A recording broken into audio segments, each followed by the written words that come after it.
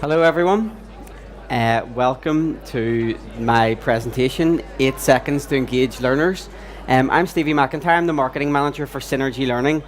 So today what I'm going to do is I'm going to talk about how you've only got 8 seconds to engage learners. Unfortunately, humans have now fallen behind goldfish, and we now have a shorter attention span than them, so that's pretty worrying. And it's even more worrying for learning and development professionals because you only have 8 seconds to capture people's imagination and get them engaged in your platform. So what I'm going to do is I'm going to take you through 5 marketing methods that are going to help you engage learners, and I'm going to use big brand examples and then say how this relates to you.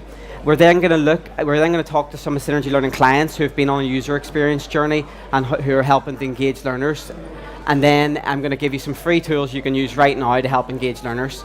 So if you don't like GIFs, you're in the wrong place because there's a lot of GIFs in this presentation. But if you love GIFs, great news. So I'm going to start off with a quick challenge.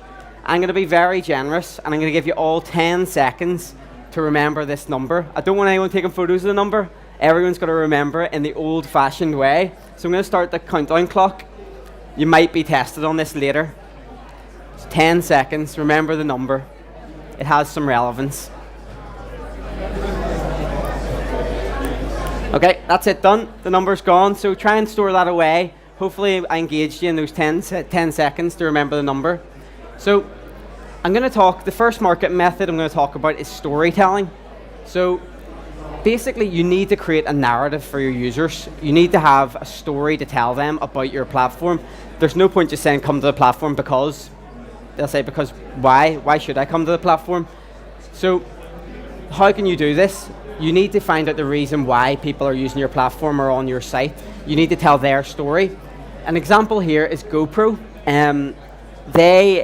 The company was only conceived in 2002. They only created their first camera in 2004. But by 2010, 2011, their net revenue had reached 24 million. So how did they do that? The more astonishing thing about this is they only had £50,000 marketing budget in 2010, 2011. So how does a company do that? Create 24 million off £50,000 marketing budget? Simple. They gave away GoPros to people who do extreme sports. They then started a YouTube channel and got them to tell the story of why they love a GoPro. So be clever. Think about your user. Think about how you can get them to tell your story. They had 4 million subscribers on their YouTube channel within a year, and 50% of their sales came through this channel, which is an incredible stat. So think about it. You have users too. They might not be base jumping or snowboarding or surfing, but they're using a platform. They're using it for a reason. So have a think about storytelling. The next method is emotive engagement. So you need to bring your stories to life. To let a product into someone's world, you've got to feel the product. And the masters at doing this are Lego. Lego never talk about their product. They never say it's molded plastic that fits together with other bricks and kids like playing with it. What they actually do is talk about how it makes a child feel, what it's going to make them do when they grow up. And the incredible thing about Lego is they market to parents, but they talk about children. Really clever because they play on everyone's emotions. So think about how powerful learning is. Learning is one of the most powerful things, and it can be adapted to anyone. Someone could be learning to be a doctor, someone could be learning to progress their career. Try and tap into the emotions of people. So emotive engagement, very important. Make people feel something whenever they access your platform. The next one, use big data. So use the Ginger example here. Spotify, they never stop marketing based on data. Use the information available to you. So Spotify only use data to market their product. For the last 2 years, they've only used user data. They've talked about who's created playlists, what they're doing on the site. Obviously, you've got to be very careful with using people's data. You've got to have consent for that. But if you're collecting data and you're allowed to use it, use it. No one likes to get an email saying, "Dear user." There's nothing that turns you off more than an email that says, "Dear user," or "Dear Mr. M," or "Dear Mr. S." It's terrible, absolutely awful. So analyze your data. Use something like Google Analytics for your site. It's really simple. Look at 3 key areas. Look at acquisition. That's where you're getting your visitors from. That'll tell you what marketing methods are successful for you. Look at exit rates. That'll tell you where your content's really bad and where people are leaving from. And look at bounce rates. There's no point investing in a marketing budget for people to visit your site and leave automatically. It's completely pointless. So use all the data you can. So be memorable or be forgotten. So you need to delight and excite through content. So an interesting example here is the BBC example. So this is a class calculator that the BBC had. It was used by over 1 million people. The reason it was so successful, you can see it for yourself. They have a progress bar. They have little icons, short, simple, small bits of text. People could really identify with this. It was sent to the right audience. It had great user experience. There's a next bar. It's tiny little things like that that really help people's experience. So content is key. Think about it. If it delights you, if it excites you, then it's right. It's the right content to use.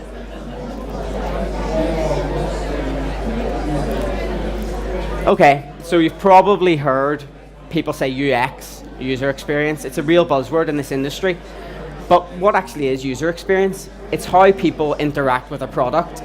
And I mean, you've really got to think about this. Basically, it comes down to different factors. It comes down to accessibility, usability, utilities, marketing, and someone's personal preferences. You can't really identify someone's personal preferences. You're not sure unless you use the data that I've talked about before. You'll if you start a platform, let people visit it, and then you'll understand their personal preferences, and then you can change the user experience based on what they do on the site. So why does it matter? People aren't going to come back to your site unless user experience is good. People are going to bounce off your site. They're never going to talk about it, and it won't have any momentum. So, how many people have seen this screen? It's the load screen on your iPhone.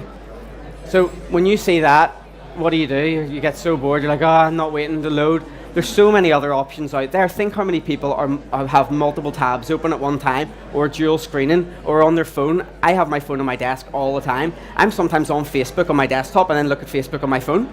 I do it all the time. It's crazy. And if I see this on my desktop, I'll definitely look at my phone. So I'm not engaged. 39% of people say that if pictures don't load, they'll exit a site. So you need to make sure the load bar's right. You need to make sure the content isn't too large. So if you've got large content on your site, there's nothing you can do to help it, or is there? You can install a load bar like this that at least shows people their progress in loading. You think about it, from a practical terms, would you join a queue that says this queue can be anywhere from 0 minutes to 20 minutes, or would you join a queue where they said this is going to be a 3-minute queue? You join a 3-minute queue every time.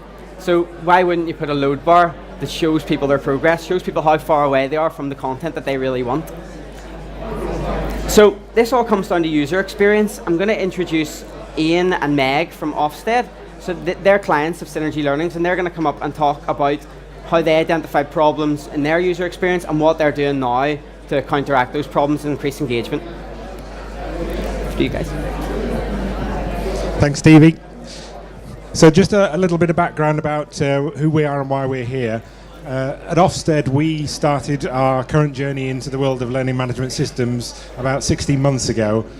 Learning Technologies just around the corner in the bigger hall.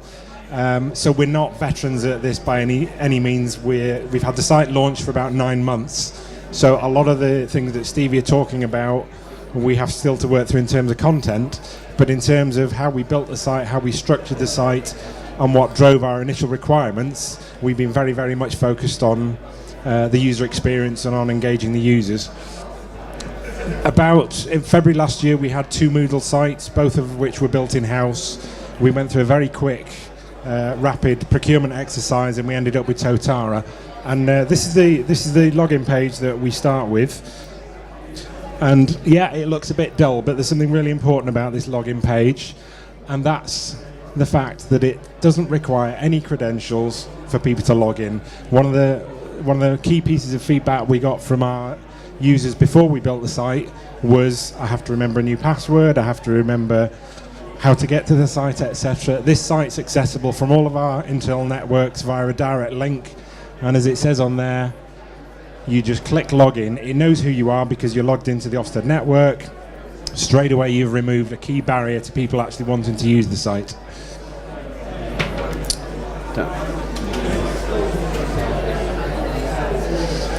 Meg, I'm going to ask you to talk about the dashboard. Thank you. So this is our kind of home page. This is our landing page when you get into the site. And my key focus when we were designing this page was that it needed to draw people in really quickly.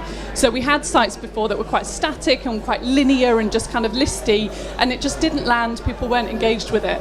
So with this, we wanted to create something that really drew people in. So the top bar where you can see Learn Space there, the green picture behind it, that's a movable slider. So we use that to update our content regularly. So new courses that we've got on, new lunch and learns, new webinars, all of that sort of thing. We'll put those up and have about 4 or 5 of them at a time scrolling through.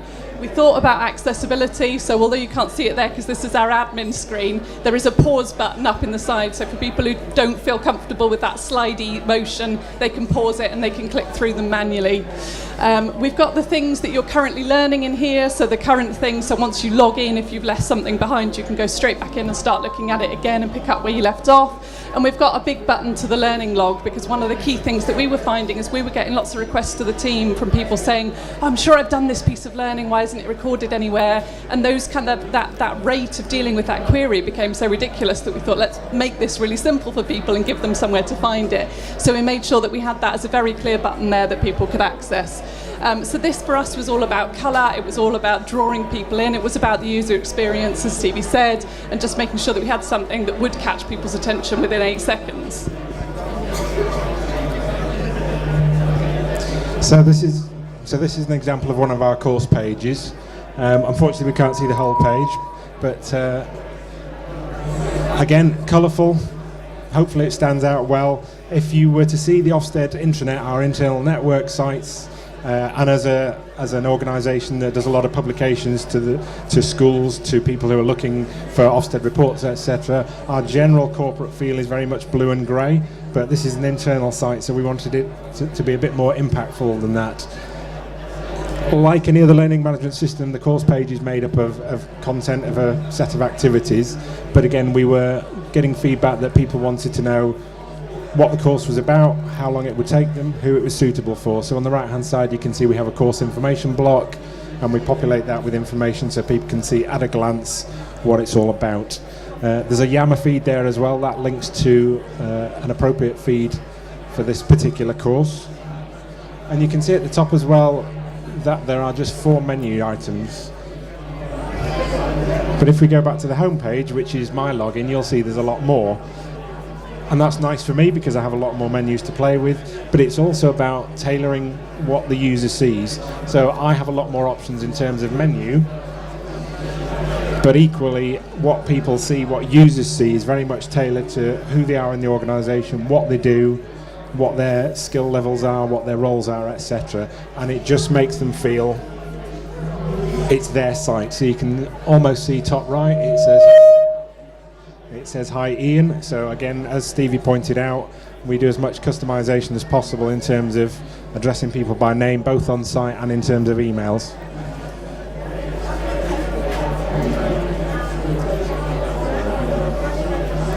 So another example of a course page, again very similar layout to the previous one. Again, we try to make a lot of use of colour. And then this is the other type of course we run. Again, probably a bit like the login page. This doesn't look all that exciting, but what it does highlight is we now have the facility for people to book onto their own face-to-face courses. This one is actually an online seminar, but something we used to have to do is if we run a face-to-face course, we'd open it to the whole of Ofsted, and people would have to ring up, email, say what dates are there any spaces available, come back to us. Now this just gives us the opportunity for people to self-book and self-cancel if they wish to. And for me, that's a piece of thing. It's something they can do. It's a functionality that they've all fed back as being really useful, and we're expanding that more and more. Stevie also talked about Google Analytics. We've had a look at that. Again, we're still early in our journey, but we're seeing a 15 to 20% uplift on the number of people who are using our site on a regular basis, which, considering it's a work-based site, it's not Facebook, it's not YouTube. People go on it because it's part of the job, but to see that kind of 20% uplift over the last 9 months has been really, really encouraging. So we're continuing to work with Totara, we continue to work with Synergy. lots more for us to do, lots of potential for more engaging content and more functionality. But hopefully that's given you a bit of a real-life insight into how considering your user experience and considering it from the outset before you've even built your site can help you make some subtle changes that really help the end learner. Perfect. Thank you very much, guys. It's really great. Thanks, Ian. Thanks, Meg. So I'm going to try and give you some functional tools now that you can actually use to improve your site and improve engagement on your site. So the first one is spread the word. Set up a communications plan. So I always find when I'm doing my communications plan, there's so many integrated methods now. You have social media, you have emails, you have face-to-face networking events. Get it in a plan. Start with your goals and work backwards from your goals. What do you want to achieve? And then think of how to communicate to achieve those goals. Use a free campaign management tool. There's a tool called Asana, A-S-A-N-A, and there's a tool called CoSchedule, and they can help you manage everything all in the same place. There's free versions of this tool as well, so get it all together. They can help you schedule blogs, schedule content, schedule social media. It's like a mini CMS, so get on that, see how it works for you. So another thing is spread the word through email. If you're not using MailChimp, I mean, you should be using MailChimp to communicate to clients. There's no two ways about it. MailChimp lets you send 12,000 emails a month for free, so you should be using it. So if you also with MailChimp, the great functionality of it is it allows you to automate. So you can tell MailChimp what type of campaign you want to run, and then you can send emails based on the user's action. So if you send the first email and you're telling them to go to your learning management system and they don't go, then you can send them another email reminding them automatically. So you set this up once and it just runs. It bases on the user's action, and MailChimp has loads of really, really great intuitive templates to help you do this. So you can literally say, I want to have a communications email based on a user clicking on a field on the email, and then it'll just run in the background. So MailChimp forever free. Have a look at that. That'll help you spread the word. Next step is inspiring. Start a regular communication. Start a newsletter that goes out every month. People want to expect the communication about your LMS. Have it on the same date every month so people are looking in their inbox. You get so many spam emails nowadays that, I mean, it gets a bit overwhelming and you're usually just going through and delete. But if your content's engaging in the email and it comes on the same date, people will look out for it, and you'll see your click-through rates increase. Next thing is gamify learning. If you have the ability on your platform to gamify it, set little league tables amongst your users, set badges, reward them for using the site, start a wee mini competition on your LMS. And get people in the workplace talking about it and talking about it around the water cooler rather than just using it and just thinking I've got to do that. And again, going on from the GoPro story, collect user stories. Speak to people through your email, through your MailChimp. You collect user stories, have a survey on your MailChimp and talk about how people can collect or can contribute to the site. Focus on power users. So engage.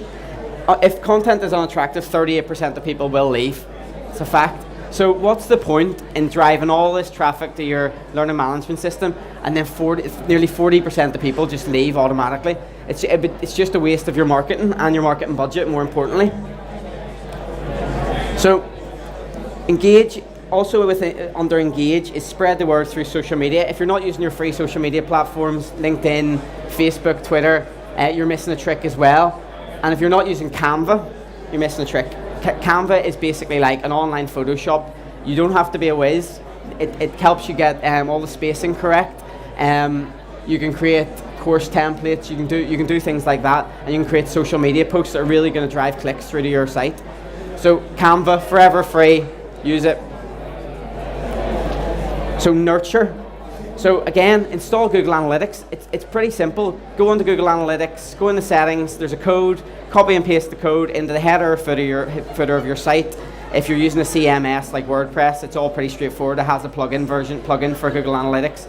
And then you can just use your Gmail account to access your Google Analytics. And what you'll see is, again, your exit rates, your intro rates, your behavior of users, even things like what's the user journey? What are they clicking on and where are they going and why are they doing that? It'll help you personalize the experience, like Ian was saying. Have a think about your users, don't just ignore them. Okay, so this is how this all fits together. So spread the word, inspire, engage, connect, and nurture. So as with any funnel, you'll have more users at the top, so you'll be spreading the word to more people, and as they filter down, the people you'll be nurturing will be a smaller audience, but they'll be real power users, and they're the people you can collect the user stories of. And then what happens is the people who you're nurturing, they start selling your platform for you, they start telling people about it, so you don't have to. The marketing becomes less and less. Okay, so can someone shout out the number at the start of the presentation? So 4/8/2020, how does that relate? That was right. That relates by 48% of web users say they feel frustrated and annoyed when a website is designed poorly. So that's half the people who come to a site are concerned about the design. Incredible. And by 2020, customer experience will overtake price or product. So next time you look at your LMS, think of 482020, and if it's not engaging people, and then by 2020 you're going to need to do something about it. That's basically the timer on it.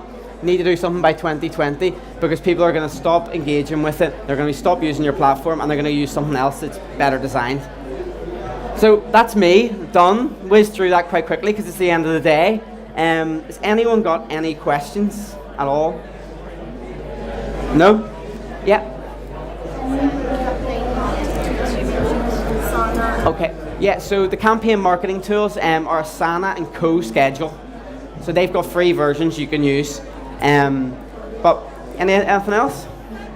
No? Okay, thank you very much. Thanks for attending. I really appreciate it. Cheers.